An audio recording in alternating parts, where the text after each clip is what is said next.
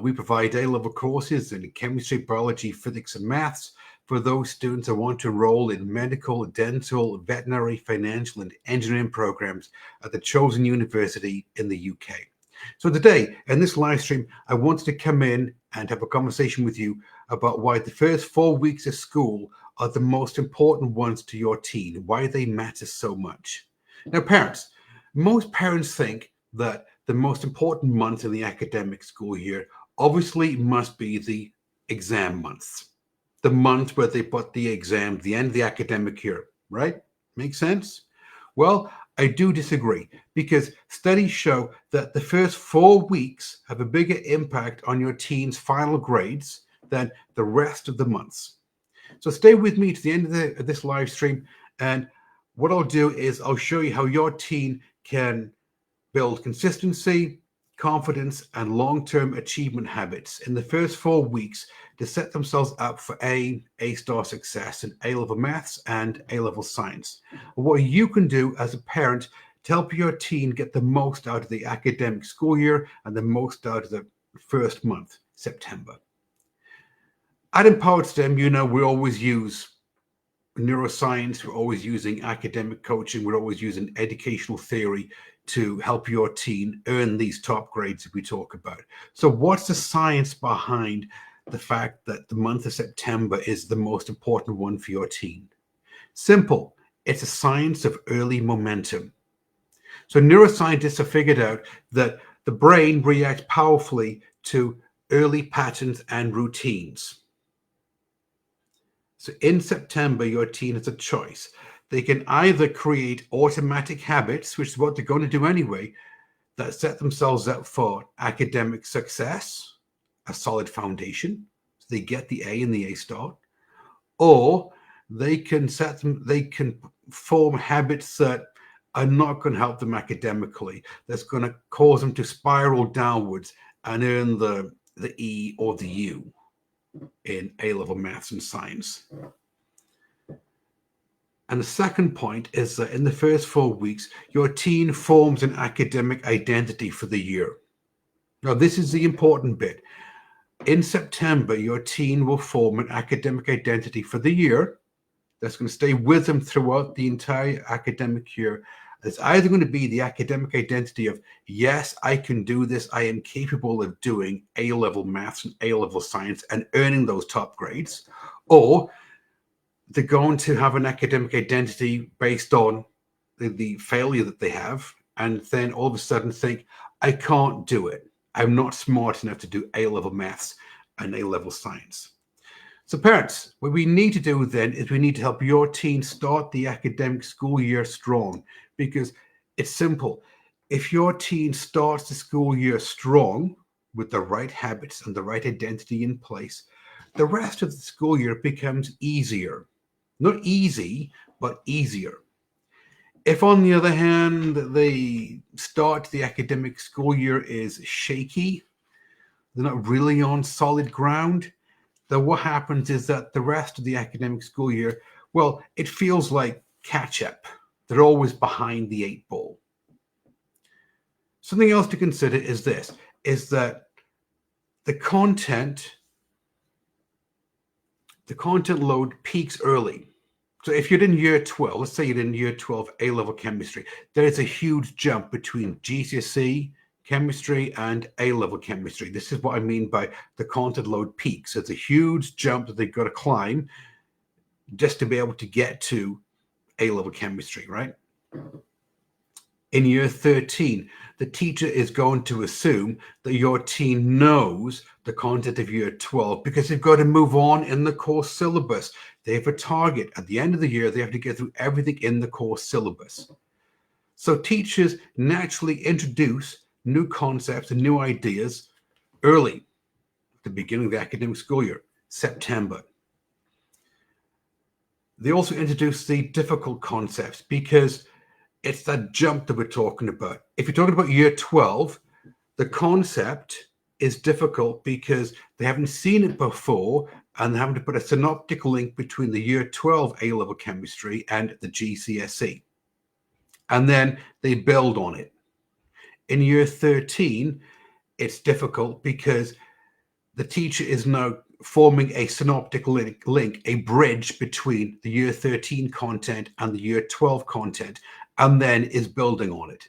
So there's a horizontal jump between year 12 GCSE, year 13 GCSE, the synoptic link, and then there's a vertical jump because all of a sudden the concept is getting more difficult because they're pushing your teen towards being university ready. And if your teen is missing these foundations in the first 4 weeks, everything else becomes harder. It was explained to me this way. Somebody was telling me how if a student can't read at grade level, they can't read at the level that they should be at, how difficult it is for them to progress academically up the ranks. And so they said, right, Graham, hold out your hand like this. Right. The top student can read the 5 words. And so the sentence makes sense to them. Now imagine all of a sudden that you can't read, say, 2 words. You're going to read 3 words out of 5. Or maybe your reading falls behind and it's 4 words out of 5. All of a sudden, you're thinking, it doesn't make sense to you. And so because they've lost a foundation in reading, higher level thinking in English becomes more difficult. Well, you can translate this over to A-level maths and science. If they don't have the foundation at GCSE, if they don't have the foundation in year 12, then by the time they get to year 13, it's really difficult for them. They're really behind the 8 ball. Or even if you look inside the academic school year, if they don't get the beginning of it right, say year 12 or year 13, by the time they reach the end of year 12, by the time they reach the end of year 13, it's really difficult for them to grasp the concepts, put the synoptic links together, and move up the ranks to the A and the A star. Because when the content clicks, when they get the concept, when the content clicks, the rest of the curriculum, it just becomes more manageable. Not easy, but more manageable. So if you have a solid foundation at the beginning of year 12, for example, say the autumn term, well then the winter term and the spring term becomes easier because you've got a solid foundation that you're working from. Now, something else is this, is that not only do they introduce concepts at the beginning of the school year that are difficult, you got the horizontal and the vertical jump. But the issue is gaps begin to multiply quickly. We can go back to the reading example. Can you imagine as you go through the ranks of school, if you can't read properly, how more and more difficult it becomes? But in A-level maths and science is also the same thing. Small gaps start to get bigger and bigger as you go through the academic school year. So this is why at Empowered STEM, what we use is that we use something called precision diagnosis. And it's the very first step of our pathway at Empowered STEM. Precision diagnosis is this, is where we diagnose where your teen is in the academic realm of A-level chemistry, biology, physics, and maths. Where are they academically? What are their strengths? What are their weaknesses? What are the gaps that we need to fill so your teen has a solid foundation? Because, like I said, small gap in year 12, your teen may not worry about too much. It begins to multiply out until in the end, by the end of year 12, the gaps have now stacked on top of each other like plates. And it's getting bigger and bigger and bigger because they don't get the first concept, the second concept, and all the concepts they do tend to link to the previous ones. By the end of year 12 or the end of year 13, your teen is going to have gaps in the knowledge the size of the Grand Canyon. And obviously, you can understand this is going to be a really, well, bad news for the grades. Okay? So, small gaps lead to bigger gaps further on down the academic school year. But the issue is this, is that teens, they don't tend to realize that their knowledge is slipping until it's too late. And so when you're a teen, if you're talking to your son or your daughter and you say, well, how did it go on the test in A-level chemistry or biology? How did you do at school this week? And they go, nah, I didn't get this one, Mom, Dad, gotta be honest, I got a bad grade on it. I'm really upset about it. Okay. If they don't fix that gap in the knowledge, it's always going to be there and it's just going to get bigger and bigger and bigger. Because a 5% gap, say a 5% gap in year 12, well, by the time you get to the end of the year 12 academic school year, say, for example, April, May, going into exams, all of a sudden, this 5% gap, it becomes a 25% gap in the knowledge, which means that now we have issues. So we understand the gaps, they can multiply quickly. We understand that the teacher is going to introduce the new knowledge at the beginning of the academic school year.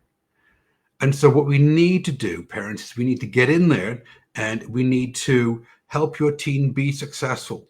And the best way that we can do this is by helping them create habits which empower them, habits which support them on their journey up to the A or the A star.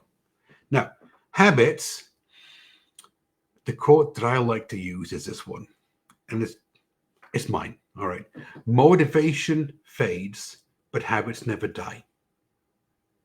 So your teen may be motivated at the beginning of year 12. They may be motivated at the beginning of year 13. Fantastic. But motivation dies. They've done studies on it. People that go to these motivational seminars, after the motivational seminars ended, within 30, 60, 90 days, the motivation is like dropped all the way back down. So basically they are where they were before they took the seminar. But habits never die because you have a habit. Your teen has a habit no matter what it is. And so either they have a habit that they study or they have a habit that they don't study. So when it comes to studying, you can't not have a habit. You have to have one. It's either or. So habits, from the neuroscience, and we talked about this one in the previous live stream, habits come from repetition and reward. It's a dopamine release in the brain, which is the reward that you get from repeating a habit. And so your teen has a choice. Either they're going to make this a good habit, which supports them, or is they going to have a bad habit, which does not support them. And when do these habits form? These habits form in the first 4 weeks. The first 4 weeks of the academic school year is when they form these habits, is when they form this academic identity.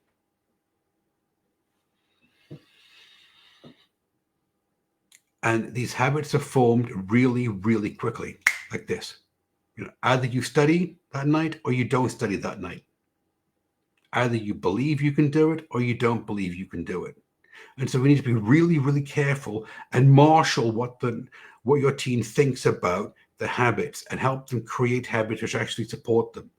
Because students who are, say, inconsistent with their study habits, I'll study tonight, A-level chemistry. No, maybe I won't. I'll take the night off. Oh, I'll do biology tomorrow. Yeah, maybe I'll get around to maths. Yeah, something else got in the way. Oh, I've got to do this. I want to hang out with my friends. I need some downtime. All right. Students who are inconsistent with their study habits, they don't form the pattern of success. It's harder to fix later on. Why? Because when you form a habit, parents, what you're doing is you're forming a neural pathway in the brain. And so every time you do the habit, then you are reinforcing that neural pathway. And so when you come in and now you want to change that habit, it's more difficult. Why? Because you've got to do two things. Number one is you need to create a new habit, a new neural pathway, and then you need to stop going down the other neural pathway.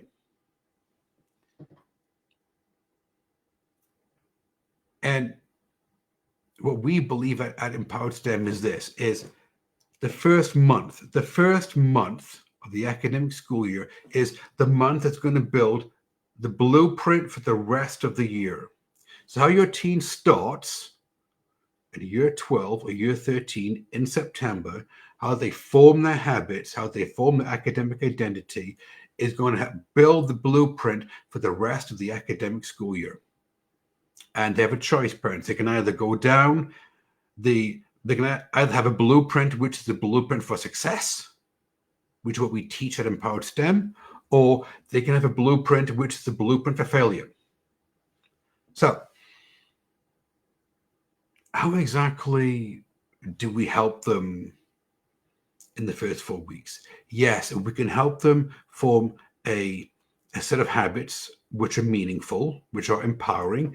We can help them form an academic identity, which is, again, empowering. It's solid. It's saying, yes, I can do this. It's the growth mindset, to quote Carol Dweck.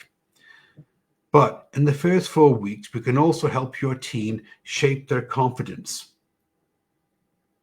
So again, this comes from psychology. It's something in part of psychology known as motivational theory. And it's this bit. If you want to build somebody's confidence up, what you do is that you give them early wins that build momentum. And so they start doing activities. They start, for example, doing activities, forming the habits which are successful. And then these habits, they lead into a belief, an academic identity that they can do this. And then the momentum builds. And so it's kind of like a circle, you know? So you've got the behavior, you've got the habit, you've got the belief, and it just loops around. And in the middle of it is momentum. And so what's going to happen is when your teen starts to get a few wins under their belt, for example, they said, yes, well, I did all my lessons this week. Check box, fantastic. Yeah, I also did my study. Also stuck to my study plan that we talked about in the previous live stream this week. Fantastic. Yes, I got my lab report written. I've got my homework submitted on time. Brilliant. Oh, I got a test next week and I studied for that. I revised for it. Brilliant. Building up the momentum. And yes, I got a good grade on this test. Great. They're off to a great start. Or on the other hand, if they don't form the right habits, they have a habit of not doing what they should be doing. So they have a bad habit, which then leads into a belief of, I can't do it, which is a lack of self-confidence. And then this leads into a lack of motivation. I don't want to keep doing it because I'm failing at it. And so you spiral downwards and you get less motivated until in the end you give up. Now,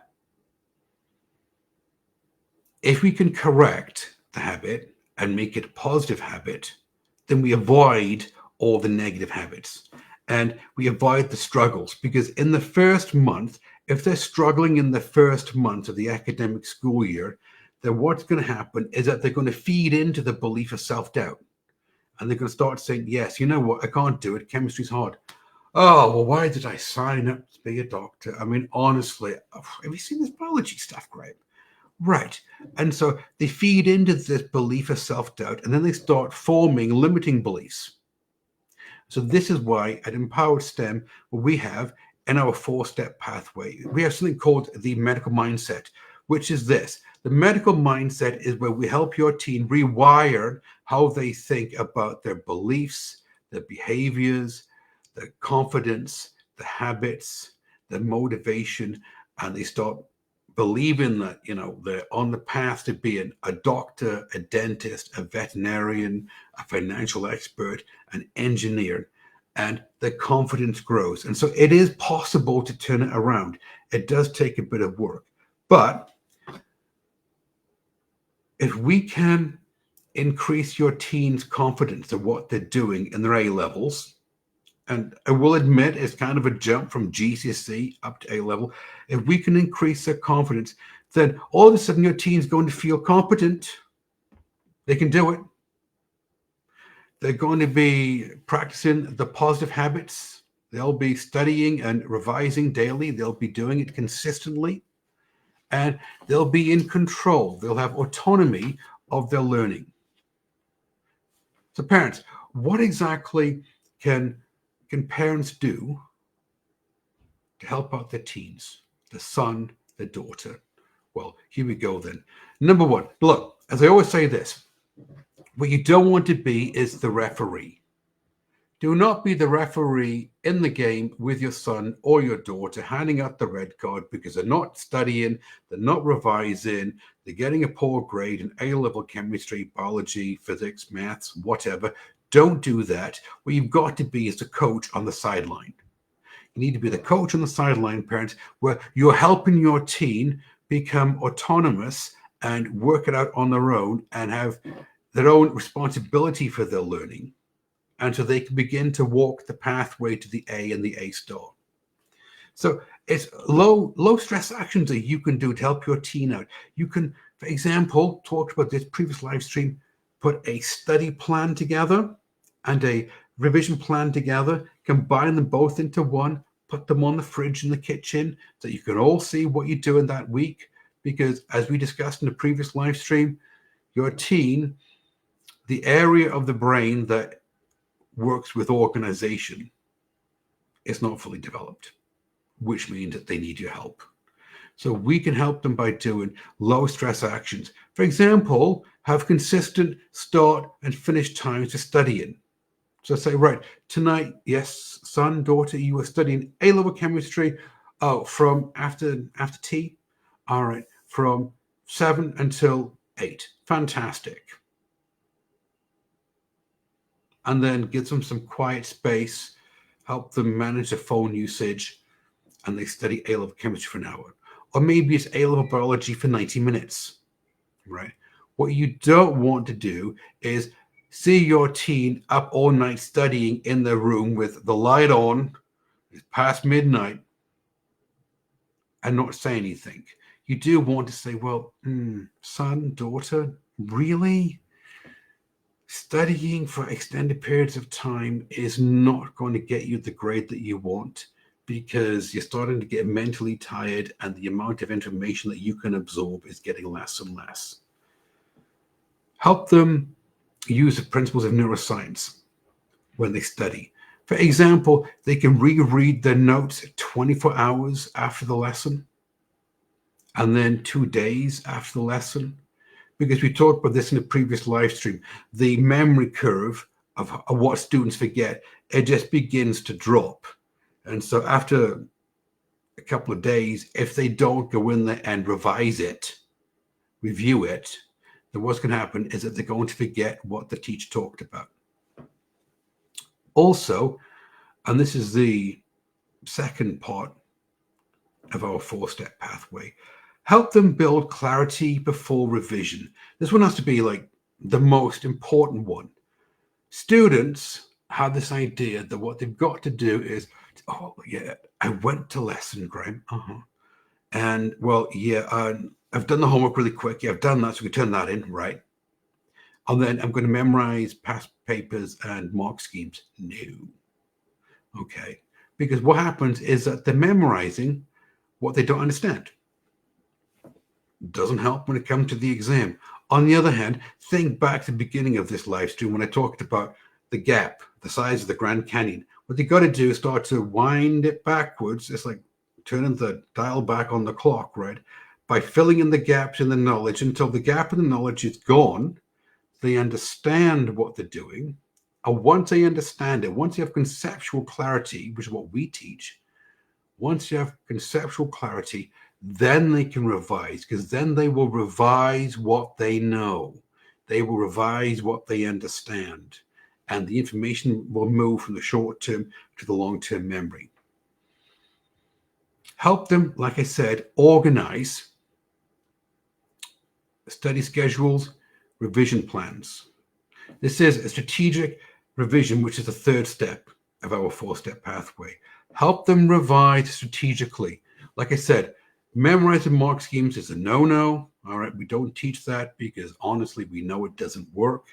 Okay, but strategically revising a paper, like doing a paper under exam conditions, marking it, understanding what you got right, and reviewing and studying up on what you got wrong, you didn't understand it. This is how you want to be. Now, like I said, your role, parents, is not to be the referee. You don't want to micromanage your teen. Give them some autonomy. All right. You don't micromanage your teen.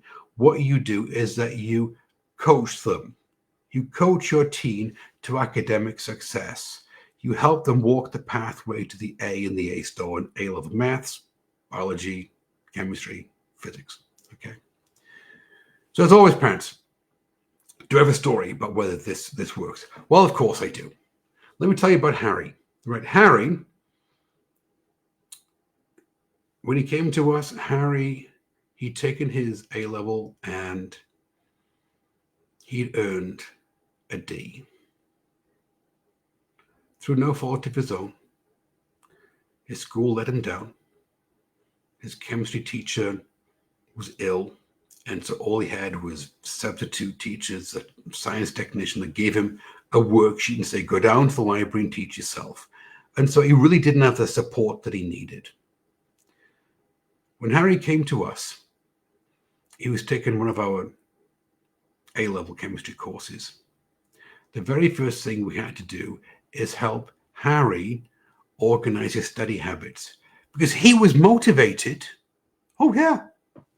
Harry was a motivated young man. Motivation, great.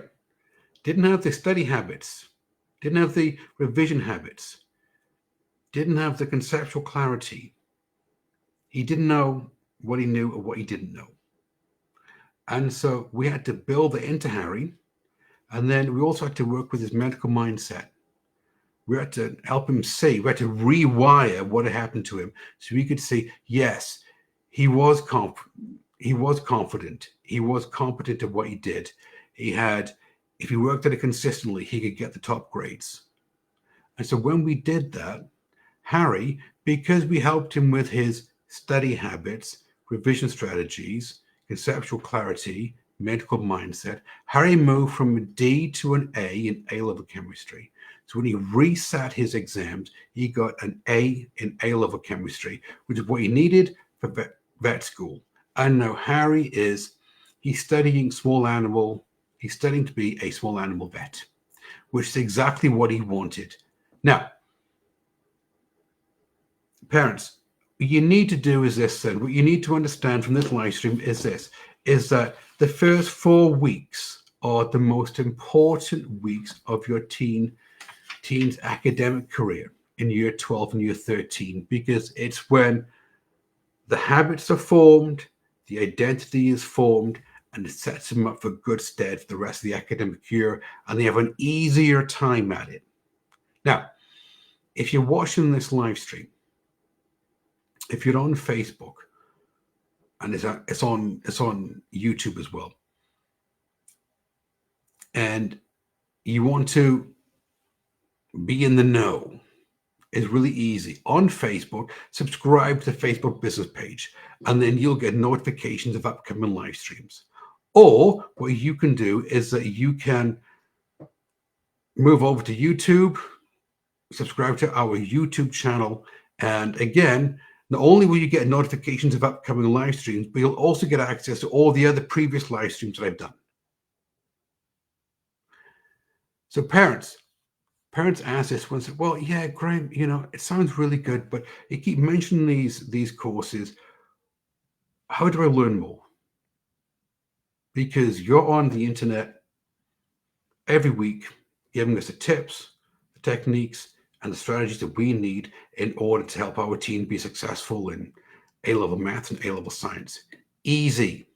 If you're on the Facebook, if you're on YouTube, click the link in the description. It'll take you to a form. You can fill the form out, and a member of my team will reach out to you.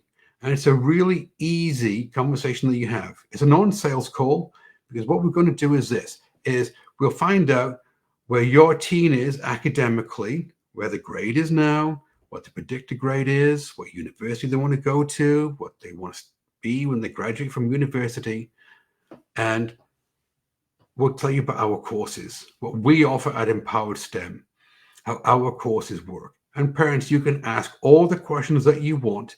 And then after you've asked your question, after you feel well supported and taken care of, then you can make an informed decision about what you want to do next. Everybody take care, and I'll see you in the next one.